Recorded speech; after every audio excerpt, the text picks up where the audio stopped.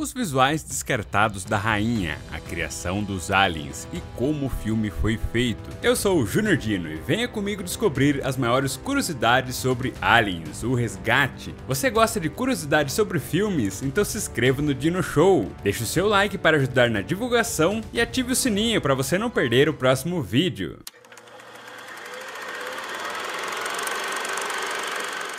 A nave Narcissus vaga pelo espaço, e a bordo dela está a Ellen Ripley, que entrou na câmara de Persono depois de ter expulsado da nave a criatura alienígena que matou toda a sua tripulação. A nave é encontrada por uma estação espacial. Um maçarico corta a porta de entrada. Um detalhe maneiro é que aqui embaixo vemos o arpão que ficou preso depois que a Ripley usou ele para lançar o alien pelo espaço. Após ser escaneada por um laser, uma equipe entra na nave e descobre que a mulher deitada na câmara de Persono junto com seu gato ainda está viva. A voz que diz que a mulher parece estar viva é do James Cameron, que após dirigir O Exterminador do Futuro recebeu a enorme responsabilidade de escrever e dirigir essa continuação. Ripley está em um hospital se recuperando e se encontra com seu adorado gatinho Jonesy. A produção teve que encontrar um outro gato, já que essa continuação foi gravada 7 anos após o primeiro filme. Ripley conhece Carter Burke, que trabalha para o Weyland-Yutani. A companhia é responsável pela nave de mineração Nostromo, onde Ripley trabalhava. Ripley fica em choque quando Burke lhe revela que ela ficou na câmara de Persono por 57 anos. De repente, Ripley sente uma dor no peito e quando levanta sua camisa, ela vê uma criatura prestes a romper sua barriga. A trilha sonora dessa sequência foi composta pelo James Horner, um grande compositor que infelizmente faleceu em 2015 após um acidente de avião. James Horner fez um trabalho espetacular. É incrível como sua trilha compõe muito bem o suspense e o horror dessa cena.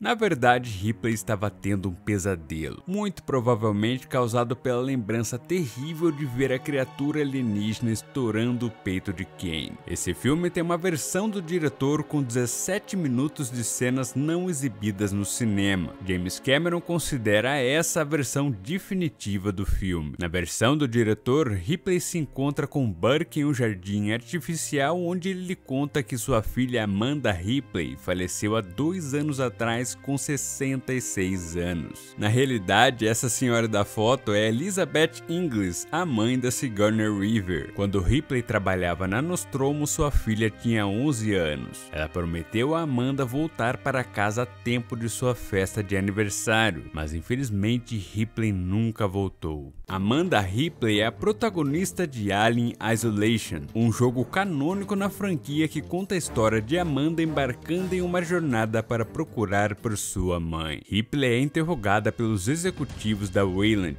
Essa interrogação é revoltante, porque a companhia parece mais preocupada com a destruição da sua nave cara do que com a tripulação que foi morta. Eles também não acreditam que a nave Nostromo se encontrou com uma nave alienígena abandonada no planeta LV-426. Quando Ripley sugere que a companhia investigue o LV-426, o executivo lhe diz que o planeta agora está sendo terraformado por colonizadores que nunca viram nenhuma nave alienígena. Na versão do diretor, vamos para Hadley's Hope, a colônia em LV-426, que agora é conhecido como Planeta Acheron. Dentro da colônia, os trabalhadores seguem sua rotina e eles estão acompanhados por suas famílias, que incluem várias crianças. Vemos o logo da Weyland-Yutani que foi recriado para essa sequência, porque no primeiro filme o logo era diferente e era apenas um pequeno detalhe do cenário. Um trator vaga pelo deserto de Acheron. Assim como outros filmes dos anos 80, Aliens usou miniaturas para os seus efeitos especiais. Foi criado um incrível cenário em miniatura do planeta e uma miniatura desse trator futurístico que era controlada por controle remoto. Dentro do trator está a Rebecca Jordan, acompanhada pelos seus pais e seu irmão. Essa família se encontra com algo desconhecido, que nós sabemos que é a nave alienígena abandonada. É imperdoável que essa cena fantástica que faz a ligação com o primeiro filme foi cortada da versão do cinema. Para essa cena, a produção usou a mesma miniatura da nave alienígena usada no primeiro filme. Ela estava muito velha e danificada e precisou ser reformada para ser usada novamente. Os pais de Rebecca entram no objeto desconhecido para investigá-lo. O tempo se passa e as duas crianças são surpreendidas pela mãe abrindo a porta do veículo, e então Rebecca vê uma coisa abraçando a cara do seu pai. Burke vai até o quarto de Ripley com Gorman, que é o tenente dos fuzileiros coloniais, e diz a ela que eles perderam o contato com LV-426. Como a colônia pertence ao Weyland, Burke quer descer até lá com os fuzileiros coloniais para descobrir o que aconteceu, e convida Ripley para ser a conselheira da missão. Mas é claro que ela nega. Mas mais tarde, Ripley acorda toda suada depois de mais um pesadelo causado pelos horrores que ela viveu na Nostromo. E para evitar que outras pessoas passem pelo terror que ela e seus amigos passaram, Ripley decide ir até a colônia com a condição de que Burke não tem nenhum interesse de estudar o que quer que eles encontrem, e Burke concorda. Confia que vai dar tudo certo. Essa é a Sulaco, a nave dos fuzileiros coloniais. James Cameron criou um conceito bastante criativo de uma nave militar que se parece com uma arma. Então o artista Sid Mead criou esse lindo design final que lembra muito a arma mais famosa desse filme. E para essa cena foi construída uma miniatura da nave que foi concluída só de um lado, já que o outro não apareceria na câmera. Vemos as câmeras de hipersono dos passageiros. A equipe de produção só tinha grana para construir 5 câmeras, então a solução foi colocar um espelho no fundo do cenário para dar a ilusão de ter mais câmeras. Os fuzileiros se reúnem para se alimentarem. Hudson é vivido pelo Bill Paxton, que infelizmente faleceu em fevereiro de 2017. Ele pede para Bishop fazer o truque da faca. Então Bishop coloca sua mão em cima da mão do Hudson. Essa cena foi tão marcante que na escola a gente fazia esse truque, só que com uma caneta, né? Bishop acabou se cortando e revelando seu sangue branco, porque ele é um androide, e a Ripley não gosta muito deles. Por que será, né? Mas Bishop explica a Ripley que ele é um modelo avançado e jamais faria mal a um ser humano. É por isso que ele colocou a sua mão em cima da mão do Hudson. Just stay away from me, Bishop. You got that straight? O tenente Gorman faz uma reunião com os fuzileiros onde diz que o inimigo é um xenomorfo. A what? A xenomorph. Esse é um termo criado por James Cameron para formas de vida alienígena desconhecidas, mas os fãs gostaram tanto desse nome que passaram a chamar a espécie do alien de xenomorfo, e isso foi recentemente canonizado em Alien Romulus. Enquanto estão se preparando para partir, Ripley ajuda a carregar o armamento operando um power loader. O conceito dessa máquina industrial veio do próprio James Cameron, que a imaginou como uma empilhadeira futurística e começou desenhando ela pelo braço esquerdo. A produção então construiu um modelo em tamanho real extremamente detalhado com várias marcas de desgastes e até o logo da marca Caterpillar nas costas. O Power Loader em tamanho real era operado por um dublê fisiculturista muito forte que estava dentro do modelo movendo os braços e as pernas junto com o Sigourney Weaver. Eu acho essa cena uma maneira simples e inteligente de introduzir essa máquina que será um elemento muito importante no final do filme. Where you want it? Esse é o rifle de pulso, a arma mais famosa do filme que inspirou o design final da Sulaco. A produção criou esse rifle futurístico com peças de uma metralhadora Thompson e de uma espingarda Remington. Essa é a arma inteligente e foi baseada em uma metralhadora alemã e combinada com peças de uma moto Kawasaki 250. Essa é a Dropship.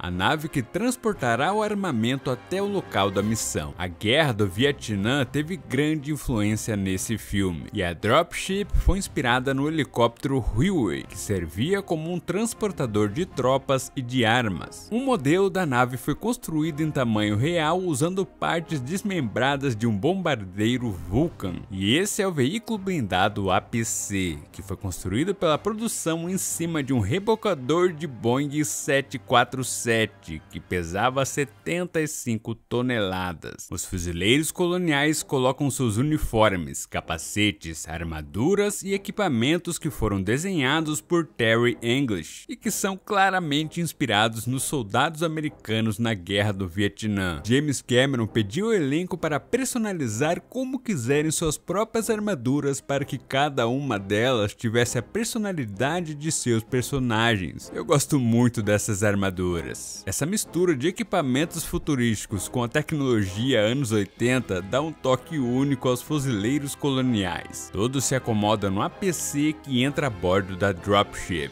Essa sequência da nave saindo da Sulaco foi toda feita com miniaturas. Na versão do diretor, Hudson faz um discurso para Ripley sobre como ela estará bem protegida, já que eles têm um armamento poderoso capaz de derrotar qualquer inimigo. Essa é uma analogia de James Cameron à Guerra do Vietnã, onde o exército americano tinha armamento pesado e tecnologia de ponta, mas subestimaram o inimigo e acabaram perdendo a guerra. Eles chegam até a colônia, onde no centro está um enorme processador de atmosfera. Toda a colônia era um complexo de miniaturas com um fundo de nuvens falso. A colônia foi tão bem projetada e detalhada que tinha até uma igreja. Para cenas incríveis como essa do APC saindo da Dropship e ela sobrevoando ao fundo, foi criada uma miniatura muito maneira do veículo que era controlada por controle remoto e uma miniatura da nave que era manipulada por fios. Já os fuzileiros saindo do APC foi filmado com veículo e cenário em tamanhos reais. James Cameron queria que o elenco realmente agisse como fuzileiros, e para isso eles treinaram com uma força de elite e passaram por uma série de exercícios militares. Inclusive o ator Al Matthews, que interpretou o sargento Apon, foi um soldado na Guerra do Vietnã e sofreu de traumas dessa guerra. Apon investiga a colônia através de seus binóculos, e o impressionante é que tudo nessa cena é miniatura. Esse filme foi tão bem filmado que parece ser um cenário em tamanho real. Os fuzileiros conseguem acesso ao interior da colônia que foi destruído. Os capacetes dos fuzileiros coloniais são equipados com câmeras que transmitem vídeos para os monitores do APC. Eles também estão equipados com rastreadores de movimentos. A atmosfera de suspense que esse equipamento constrói é incrível. Os fuzileiros não encontram nenhuma ameaça, então Gorman, Ripley e Burke entram na colônia. Quando chegam no laboratório médico, eles se deparam com criaturas alienígenas conservadas em tubos de água. Burke encara um deles e o alienígena avança contra o vidro. Esse é um dos maiores sustos do filme. O Facehugger está de volta. Há mudanças sutis em seu design. Agora ele é mais detalhado e vemos o órgão usado para implantar o embrião em sua vítima. Os fuzileiros detectam movimentos e ao persegui-los eles descobrem uma garotinha bastante assustada que sobreviveu se escondendo nos dutos de ar. Ripley encontra uma foto e descobrimos que essa é a Rebecca, que agora está completamente diferente depois dos traumas que viveu. Quando Ripley começa a limpá-la, a garota pede para chamá-la de Newt. Newt foi vivida pela Carrie Ann. Esse foi o primeiro e único papel de sua vida. O fato dela ser inexperiente ajudou a entregar a atuação mais séria que os produtores buscavam. My name's Newt. Bishop disseca um facehugger. Os órgãos do alienígena são na verdade tripas e pele de frango. Para essa cena, o ator Lance Henriksen, que viveu o Bishop, tirou dinheiro do próprio bolso para criar lentes com pupilas duplas que dariam a Bishop um aspecto sobre-humano. Mas James Cameron achou que as lentes seriam um exagero. Os moradores da colônia têm transmissores implantados cirurgicamente e ao rastreá-los, os fuzileiros descobrem que todos estão reunidos em um local subterrâneo. Os fuzileiros chegam ao local através do APC. As cenas nessa estação foram gravadas em uma usina de carvão em Londres que estava desativada há 3 anos. O local estava muito sujo e a produção gastou um bom dinheiro para limpar a antiga usina. Enquanto os fuzileiros descem até o subterrâneo, Ripley, Burke, Gorman e Newt acompanham as imagens dos capacetes. Os fuzileiros encontram as paredes tomadas por um material orgânico e gosmento. O curioso é que nessa cena o fuzileiro Hicks está sendo interpretado pelo ator James Remar, que durante a produção foi preso por porte de drogas. Então James Remar foi demitido e substituído pelo Michael Biehn, que fez um ótimo trabalho interpretando Kyle Reese em Um Exterminador do Futuro. Para complicar a situação, essa estação é um reator de fusão e qualquer tiro ou explosão faria um grande estrago. Então Apone recolhe a munição dos fuzileiros e permite apenas o uso do lança-chamas. Eles encontram os colonos mortos que foram encasulados nas paredes. É claro que todos são esculturas criadas pela produção. Eles também encontram ovos e facehuggers mortos. Uma mulher ainda está viva, mas logo ela começa a estremecer e algo estoura o seu peito. O Chestbuster também está de volta. Os aliens desse filme foram criados pelo Stan Winston e sua equipe, que se tornariam uma lenda dos efeitos práticos. James Cameron olhou as fotos da escultura da criatura original e notou que ela tinha braços que ainda não se desenvolveram. Então teve a ideia desse novo Chestbuster ter bracinhos para ajudá-lo a sair do peito de sua vítima. O Stan Winston criou um animatrônico bastante articulado que atravessou uma prótese de espuma colocada no peito da atriz. Apone queima a mulher com um lança-chamas. Já para essa cena a produção usou um manequim. Ainda bem, né?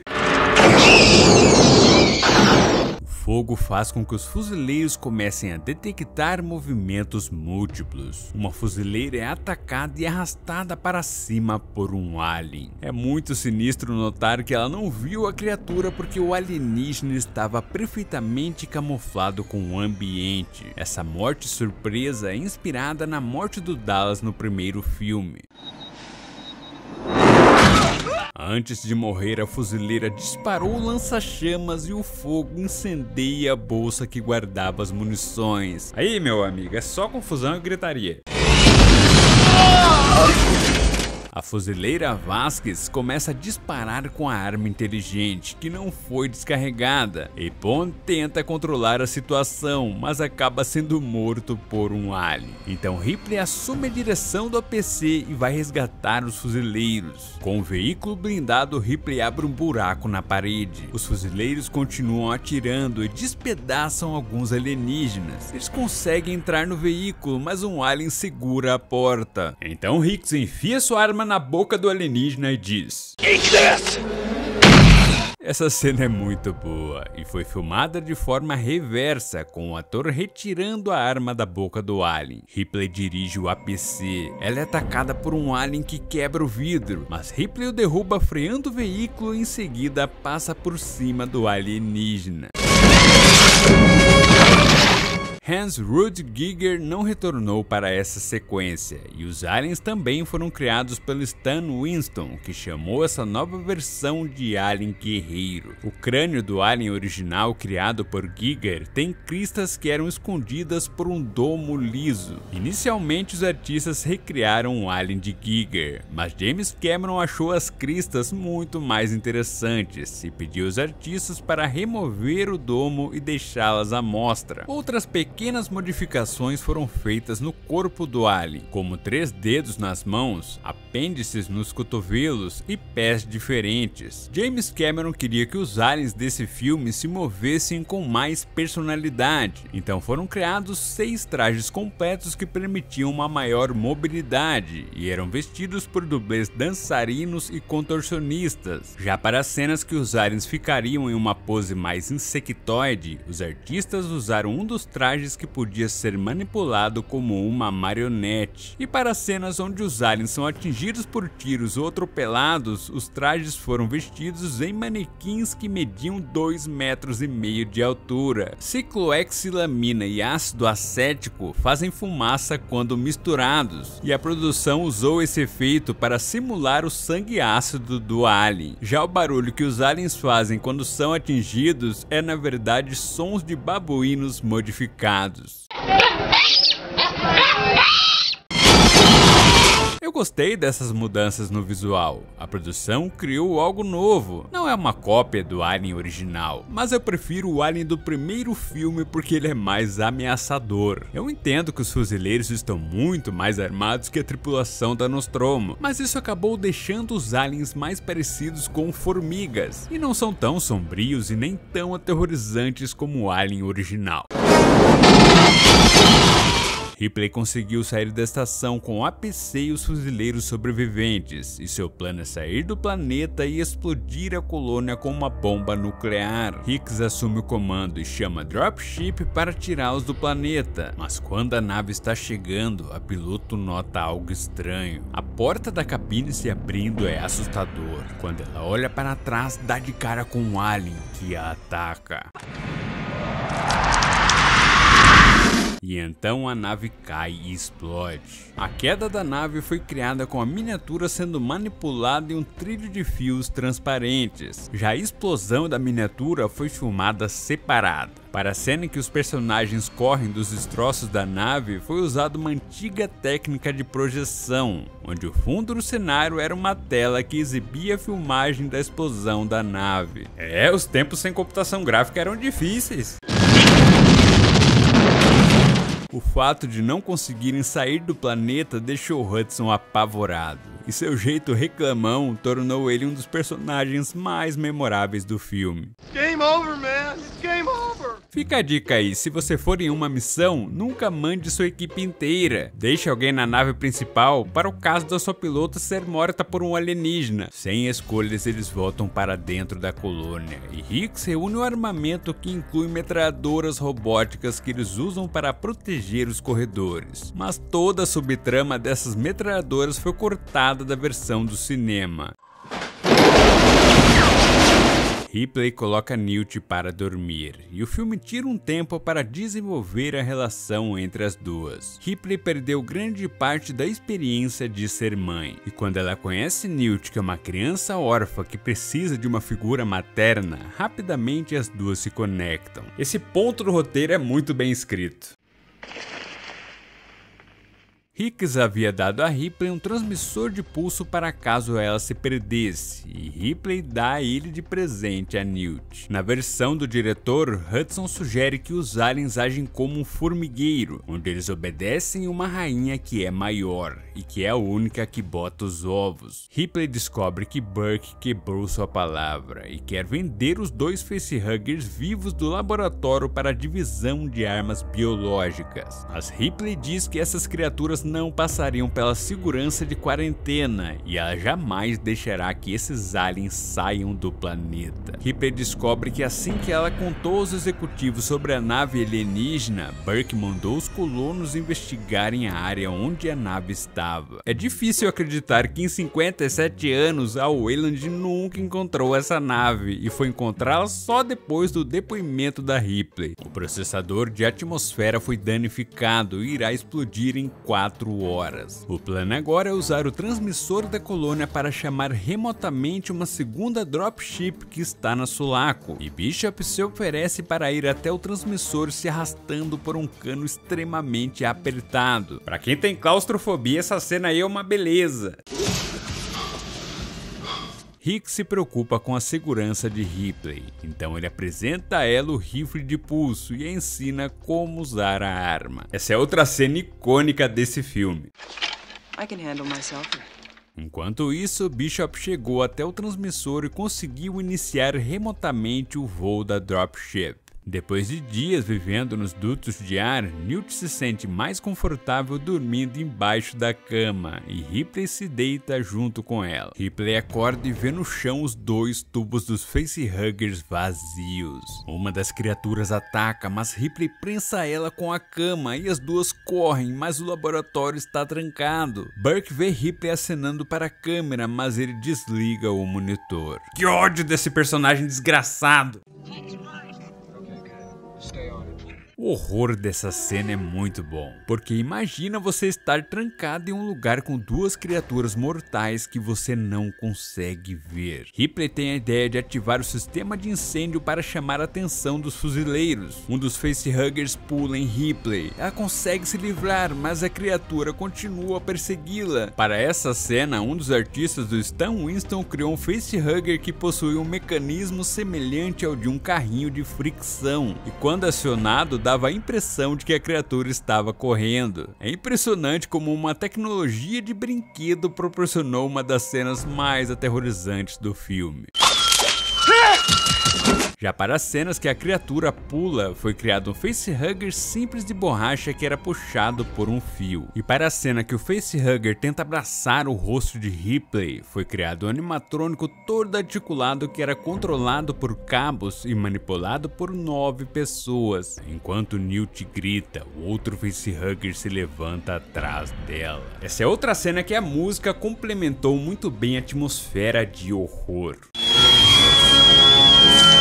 Newt prendeu o rabo da criatura com a mesa e os fuzileiros conseguiram entrar no laboratório e Hudson mata o alienígena. Depois de muito esforço, os fuzileiros conseguiram tirar o outro facehugger de cima de Ripley e Vasquez mata a criatura com um rifle de pulso. Todos confrontam Burke e Ripley sacou que seu plano covarde era ela e Newt serem embrionados pelos facehuggers para ele conseguir passar os alienígenas pela segurança de quarentena e então sabotar a câmara de hipersono dos fuzileiros. Nesse momento, os aliens cortam a energia. James Cameron explicou que esses aliens são mais inteligentes porque são mais velhos que o alien do primeiro filme. Eles estavam esperando que os aliens viessem pela porta, mas na verdade eles estão vindo por cima. Depois de abrir um alçapão, Hicks ilumina com sua lanterna vários aliens escalando na escuridão. Essa é a cena mais arrepiante do filme. E pensar que o James Cameron conseguiu esse efeito simplesmente filmando de cabeça para baixo os dublês fantasiados engatinhando em um cenário no chão. O teto desaba enquanto os fuzileiros atiram nos aliens, Burke aproveita para fugir. Hudson atira em vários aliens, mas ele encontra sua morte quando é agarrado por um alien que surge do chão. Os outros recuam, mas o desgraçado do Burke trancou as portas. Mas no meio de sua fuga, Burke dá de cara com um alien que o ataca com sua língua gosmenta. O filme poderia ter mostrado a cabeça desse sem vergonha sendo estourada, mas é uma pena que a cena é cortada antes.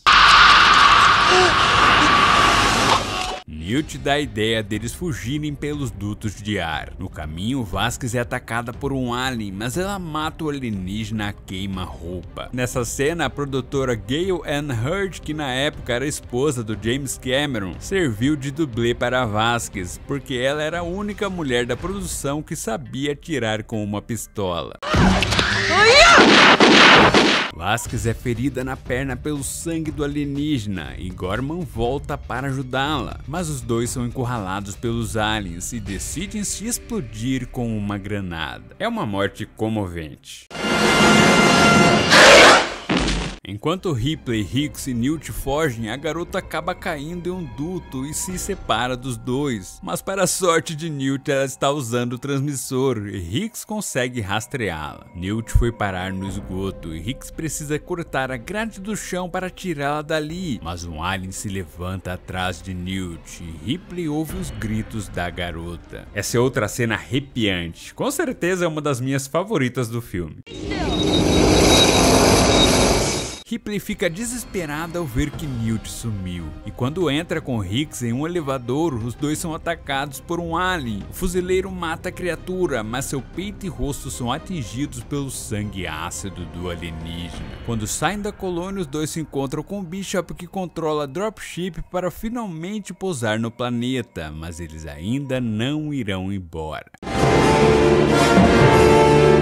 O processador de atmosfera era um grande cenário em miniatura construído no estúdio, e a técnica de projeção também foi usada nessa cena do pouso da dropship. Ripley se equipa com munição e explosivos. O maneiro é que ela cria uma nova arma amarrando um rifle de pulso com um lança-chamas. Ripley aprendeu que os aliens levam suas vítimas vivas para o ninho, então acredita que Newt ainda está viva e irá procurar pela garota, mas terá que ser rápida porque o processador está prestes a explodir. Ripley desce pelo elevador e, rastreando o sinal do transmissor, ela chega até o ninho dos aliens. Originalmente haveria uma cena da Ripley se encontrando com Burke encasulado no ninho. É por isso que sua morte não foi mostrada no filme final. Burke está prestes a ter seu peito estourado por um chest buster e pede para Ripley ajudá-lo, mas tudo que ela faz é entregar uma granada a ele. É uma pena que essa cena foi cortada, porque aí sim o Burke teria o final que ele merecia.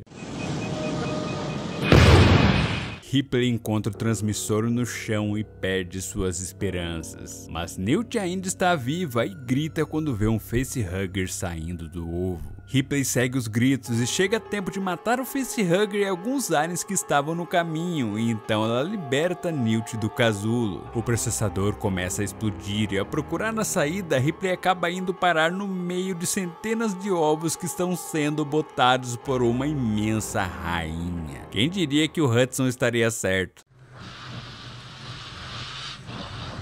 O conceito da rainha veio do próprio James Cameron, que originalmente escreveu um roteiro chamado Mãe, que era sobre uma criatura geneticamente modificada que tentava proteger seus filhotes. Esse é o rascunho que James Cameron desenhou para o roteiro de Mãe, onde a criatura se chamava Screech e era semelhante a uma pantera. Depois de adaptar essa criatura para o roteiro de Aliens, James Cameron desenhou a rainha Alien e também criou a ideia dela ter um ovipositor gosmento, semelhante ao de uma rainha cupim. Nessas artes iniciais, a rainha se parecia bastante com um alien do Giger. Stan Winston desenhou algumas artes para a rainha que sugeriam uma criatura mais insectoide, mais magra e que possuía olhos, assim como o alien das artes iniciais feitas por Giger para o primeiro filme. Mas foi o próprio James Cameron que criou o visual final, que é uma versão mais detalhada das suas primeiras artes e bastante inspirada na arte de um monstro alienígena feita por Giger, que influenciou bastante as mãos da rainha. Para as cenas que mostram a rainha botando os ovos, foi criada uma miniatura articulada da rainha e um cenário do ninho. Já para as cenas que mostram a rainha de perto, Stan Winston construiu um inacreditável animatrônico em tamanho real que media 4 metros de altura. Seus 4 braços eram manipulados por 2 homens que estavam dentro do animatrônico. Algo assim nunca havia sido feito antes e foi preciso fazer um teste com bonecos simples feito de espuma e sacos de lixo para ver se a ideia funcionava. Para fazer a criatura andar, o animatrônico era sustentado por um guindaste e os manipuladores controlavam suas patas. Esse também foi o primeiro animatrônico hidráulico construído pelo Stan Winston. Era preciso 16 pessoas para mover o pescoço, a cabeça, lábios e a língua do animatrônico. O resultado de todo esse trabalho incrível é simplesmente um dos melhores monstros da história do cinema.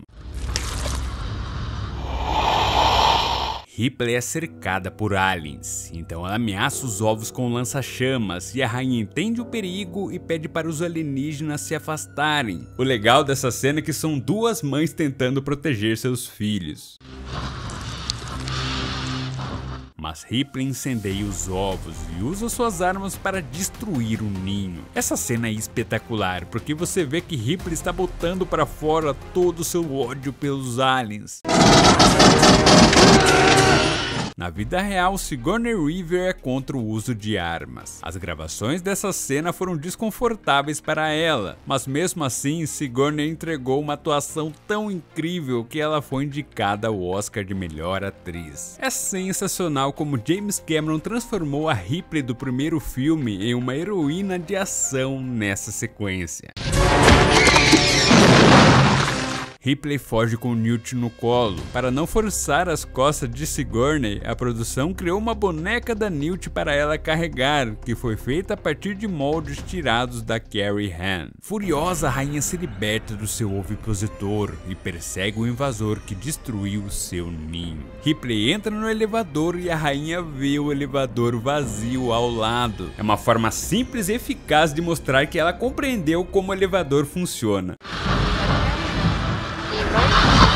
Ripley chega ao hangar, mas ela não sabia que Bishop voou com a dropship quando o processador ficou muito instável. Tudo está desmoronando e adivinha quem sai do elevador?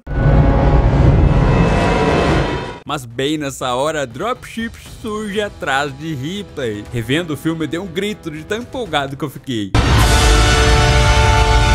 Ripley sobe com Newt na nave e o trem de pouso fica preso nos escombros, mas Bishop consegue se libertar e foge do processador a tempo. A trilha sonora dessa cena é um absurdo. O processador causa uma explosão nuclear. Esse efeito foi criado simplesmente com um cenário em miniatura das nuvens e uma lâmpada redonda. Ripley fica feliz por ter salvado Newt, e quando chega na Sulaco, agradece Bishop por não tê-la abandonado. Mas nesse momento, o peito de Bishop é atravessado pela cauda da rainha Alien, que aproveitou o momento que o trem de pouso ficou preso e entrou na nave. Bishop então é erguido e partido ao meio pela rainha. É uma cena muito brutal.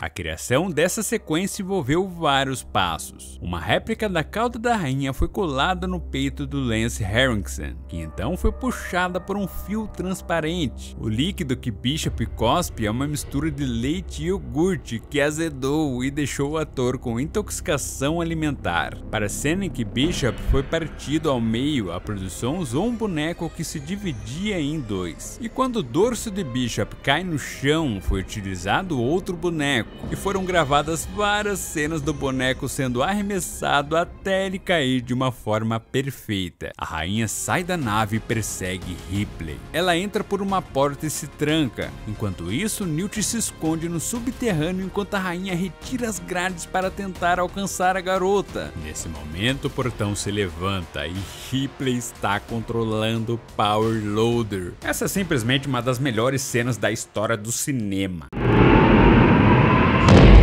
A frase que ela fala pra rainha é muito boa. Get away from her, you bitch! O conceito dessa batalha é genial e foi criado pelo próprio James Cameron, que desenhou a arte conceitual. A luta é iniciada e a rainha já começa tomando um tapão. Para algumas cenas dessa luta foi criada uma miniatura do Power Loader que contracenou com a miniatura da rainha, e as duas foram manipuladas através de espaços no chão do cenário. Essa sequência também envolveu o Power Loader e a rainha em tamanho real, e é impressionante como uma luta feita com efeitos práticos flui de uma forma tão orgânica. Ripley abre a comporta de saída da Sulaco e quando ela agarra o pescoço da rainha para jogá-la na abertura, Ripley acaba caindo junto com a criatura. Ripley sobe a escada, mas sua perna é agarrada pela rainha. Quando ela ativa a comporta, o Power Loader é sugado para o espaço. Nessa cena aí, a miniatura do Power Loader acabou sendo destruída. Essa cena da rainha tentando alcançar Ripley foi gravada com a Sigourney Weaver e o animatrônico com o cenário no chão. A rainha acaba sendo sugada para o espaço. Esse é um efeito de stop motion criado com a miniatura da rainha. Ripley fecha a comporta e a nave se estabiliza. Newt abraça Ripley e a chama de mamãe. Essa é uma linda maneira de concluir a relação de mãe e filha que foi desenvolvida durante o filme. Oh, God. Ripley coloca Hicks e Bishop em suas câmaras de hipersono, então o filme termina mostrando Ripley e Newt dormindo lado a lado. E agora que os pesadelos acabaram, elas terão lindos sonhos. Seria uma pena se o terceiro filme estragasse isso. Então, Aliens: O Resgate é uma aula sobre como fazer uma continuação. Ele não tenta ser um remake do primeiro Alien, mas sim um filme de combate cheio de ação. O roteiro não é perfeito, mas tem uma história bem escrita, com personagens cativantes e um vilão detestável, mas que poderia ter um fim mais satisfatório. A relação de mãe e filha de Ripley e Newt foi muito bem desenvolvida. A trilha sonora do James Horner é um espetáculo. A produção continua impressionante mesmo 39 anos depois. Os efeitos em miniatura foram incrivelmente bem feitos, e os efeitos práticos das criaturas criadas pelo Stan Winston e sua equipe são magníficos. Embora eu prefira a presença ameaçadora do primeiro Alien, os aliens guerreiros são bem legais. Eles são mais inteligentes e mais ágeis, e têm os seus momentos de arrepiar o público. Mas a estrela dessa sequência é a Rainha Alien. O design é incrível, e a forma prática que ela foi criada é impressionante até hoje. E tudo isso foi orquestrado pela mente brilhante do James Cameron, que sabe escrever uma boa história, arrepiar e empolgar o público, e desenvolver uma grande heroína de ação. Eu ainda prefiro o terror sombrio do primeiro filme, mas Aliens: O Resgate é uma continuação excelente, cheia de ação e momentos tensos e empolgantes que só o James Cameron consegue proporcionar. Aliens. Agora é a hora da pergunta, e a sua resposta pode aparecer no final do próximo vídeo. Qual a sua opinião sobre Aliens: O Resgate? Então um abraço do Dino e até o próximo vídeo.